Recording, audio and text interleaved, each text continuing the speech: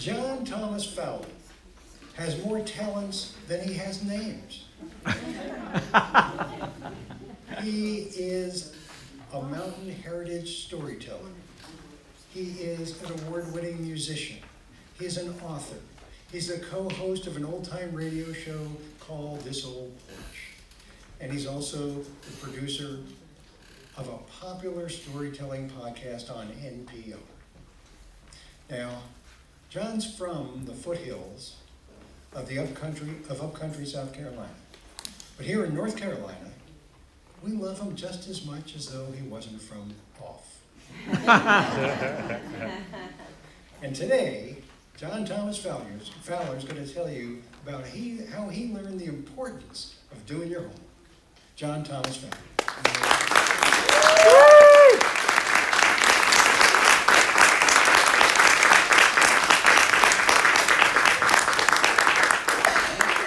How are y'all? How you doing? Good. Have a good time? Yeah. That's good. The story I'd like to tell you is a true story.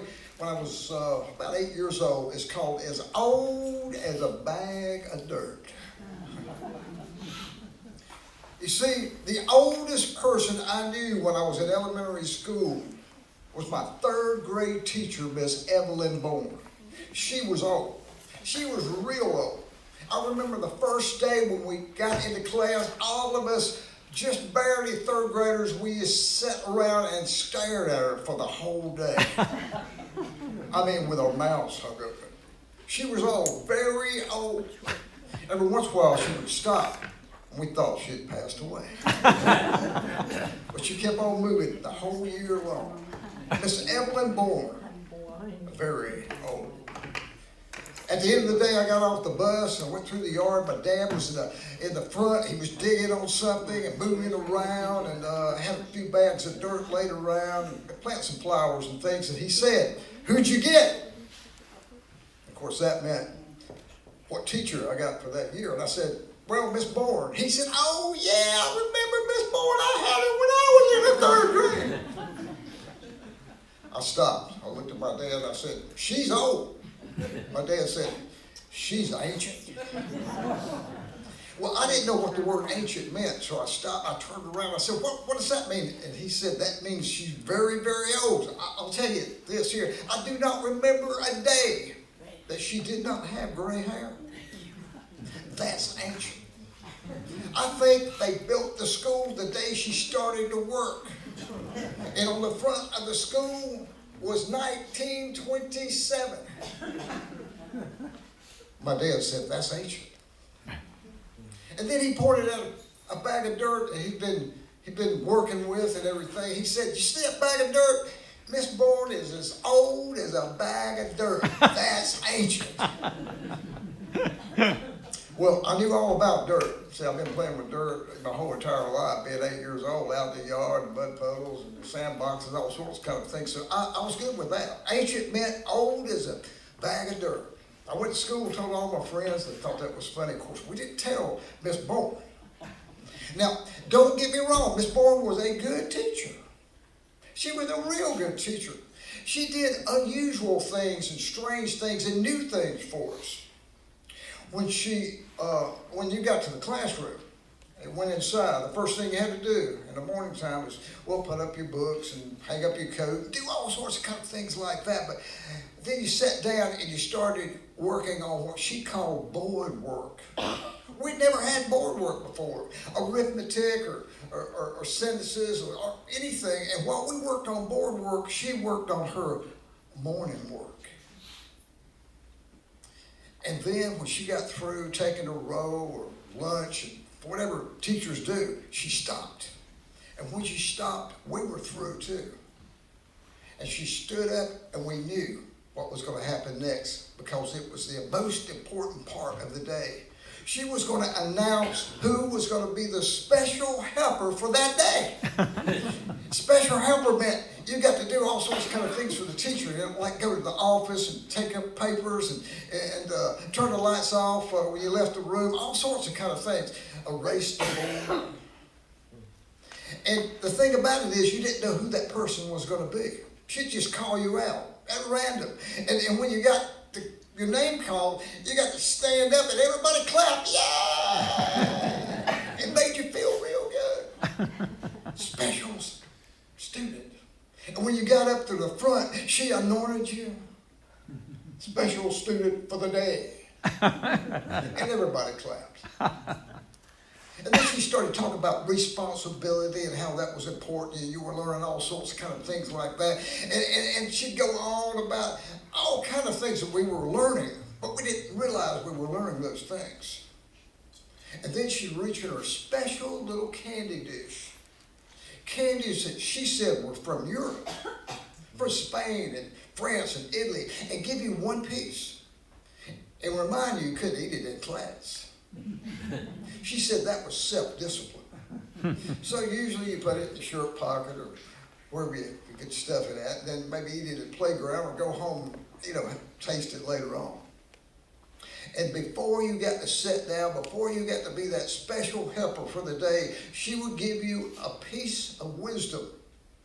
She would share it with the whole class. She would say things like, "An apple a day keeps the doctor away.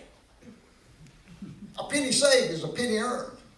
Don't count all your chickens before they hatch." And of course, being in the third grade, we had no idea what those things meant. An apple a day keeps the doctor away. What are you going to do? Throw apples at the doctor? Penny saved is a penny earned. If we found a penny back in those days, that penny went into a gumball machine. And nobody had any chickens at all. How can you count chickens if you don't have any?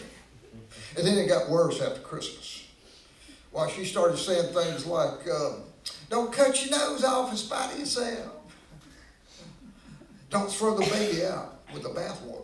And we thought she'd already got a little bit. But the cool part of it was, I would go home and ask my mother what all those things meant, and my mother would explain all those things. So I was learning, and I think Miss Bourne sort of kind of knew that. You would ponder those things and maybe go home and ask an adult, and they would explain those things. Now, what she did for homework was really kind of strange. She would have you to take your homework out and place it on the desk, and she would walk up and down the aisle checking to see if you had your homework. Later on, she would pick it up to double check it. And if you didn't have your homework out on the desk, she took that yellow piece of chalk and she went over and wrote your name up on the very top right-hand corner of the blackboard. And that meant you had to stay in recess. My name went up there several times. She did all homework like that, but there was only a couple type of homework she could not do, and us boys got together and we started figuring and talking and everything. With this one type of homework she can't do, that's reading. And that's true. You couldn't take anything out to prove that you read your homework, but she had tests for that. And what she used to do, what she did was she'd have reviews, right before the test. And some of us boys, we figured out, well, if you didn't get called on, because if you got called on and you didn't know the answer, your name was up on the board. But if you didn't get called on and you listened real good, you could make a pretty good grade. Because she asked the questions that was going to be on the test. And so it was one day that Miss Bourne asked us all to go home and read 5 chapters. Oh, 5 chapters, we don't want to read. Got a lot of pictures in it too. 5 chapters, no, we don't want to read 5 chapters. That's all you have to do of the American Revolution. So I went home. I did my math homework and my English spelling homework, but it was a nice day outside. And I wanted to go outside and play, so I decided I would read later on. And so I went out and played a little bit too long. It's time to come in, had to eat, get kind of cleaned up for bed. And before I knew it, I had my book in my bed with a flashlight. I was trying to read, but I must have fell asleep. Woke up the next morning a little bit too late. I couldn't study. I couldn't even look at the pictures. And I got up and had to go on to school. So I was there at school, and I checked with some of my friends. I said, hey, have you read? Yeah, read. Did you read? Yeah, I seem to be the only one in there that did not read my homework. I didn't know what to do. And then she said, now class, take out your book to number 137. We're going to have us a review. Now, there's something I learned about teachers a long time ago. Don't be the first one to take your book out. And don't be the last one. So I was sort of kind of in the middle. And so when I took my book out, I sort of kind of acted like, I read my homework, and I was real proud of myself and doing all. And she scoured the room. She was about ready to do the review. She looked at all of us. And who do you think she called on? No. Billy Wilson in the back, he was one of the smartest boys in the classroom, one of my best friends as well. She called on Billy. She said, Billy, if you would, please stand up, because she likes standing up. And tell us about signing the Declaration of Independence. Well, I didn't know a whole lot about that, so when he started rattling on about how we didn't want to be part of England anymore, and we decided that we were going to split, and we got these colonies, 13 of them, and we declared our independence on July 4th. And I was taking all this in, because it was going to be on the test.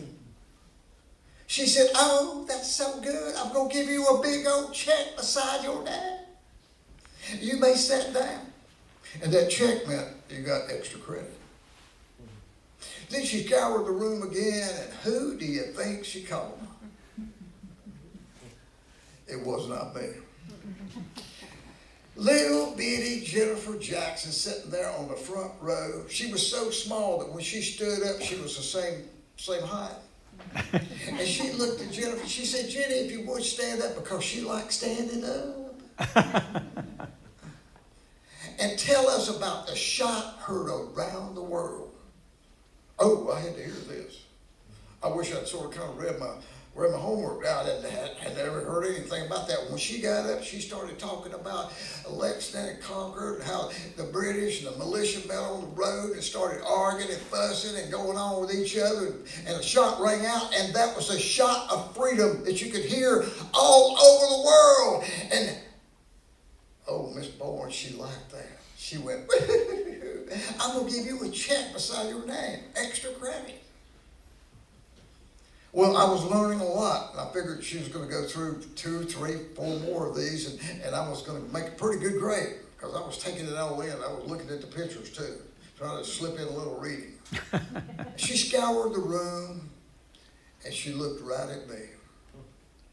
And she said, Johnny Fowler, if you would stand up, because she likes standing up. She said, stand up if you would, and tell us about Washington crossing the Delaware. And I had absolutely no idea what she was talking about. And as I started standing up, I started putting things together. Washington crossing the Delaware. She's talking about President Washington. That's George Washington, and crossing the Delaware. Delaware sounded like a bunch of Indians to me. And then as I stood all the way up, it dawned on me crossing. My granny used to tell me all the time, you keep crossing me, I'm going to give you what for. So I stood up there, and she asked me one more time. She said, now tell the class about Washington crossing the Delaware. And I said, he got real mad at those Indians, and he gave them what for.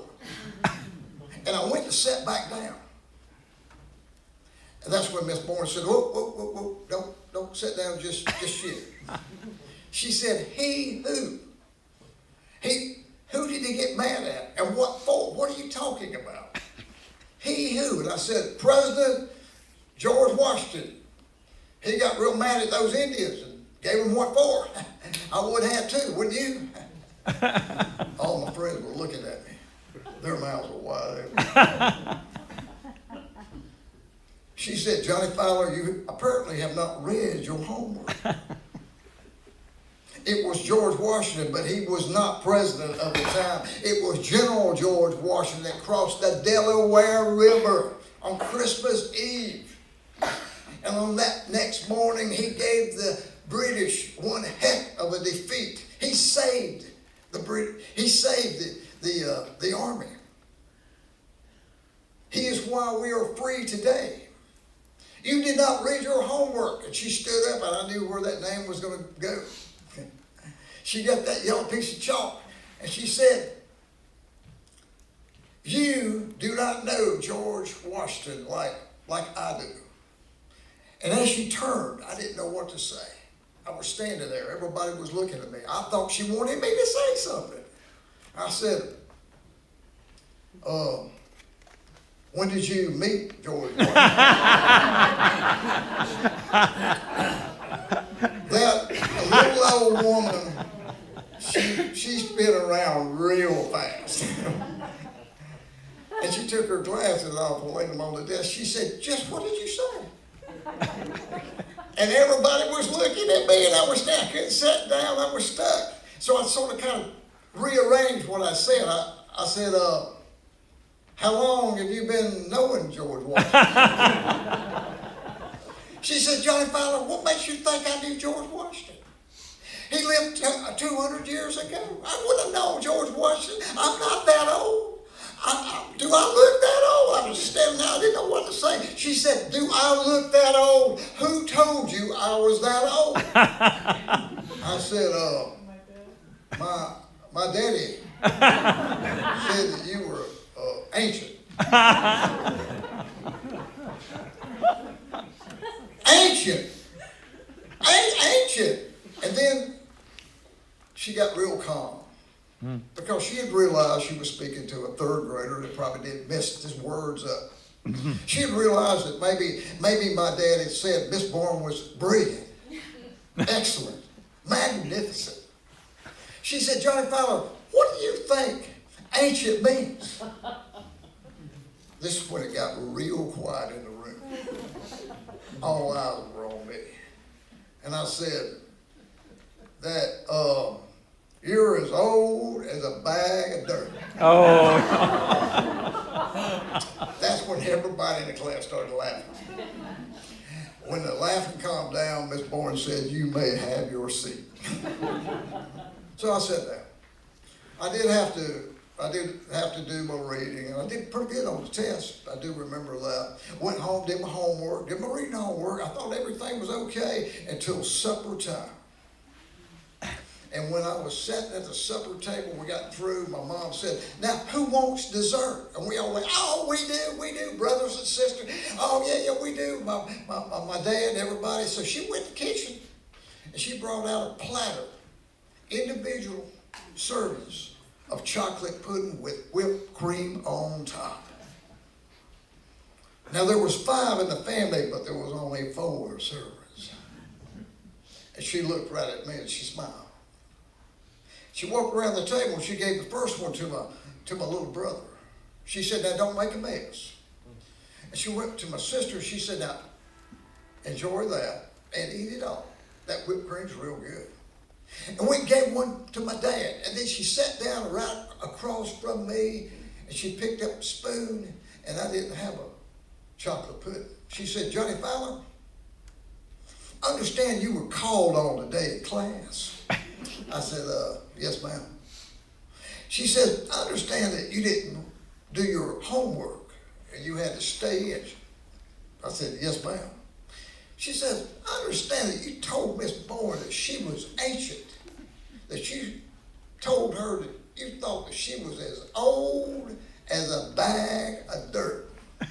I looked over at my dad. My dad was just eating that pudding. Yeah, this is good pudding. Yeah. That's what you call being thrown under the bus.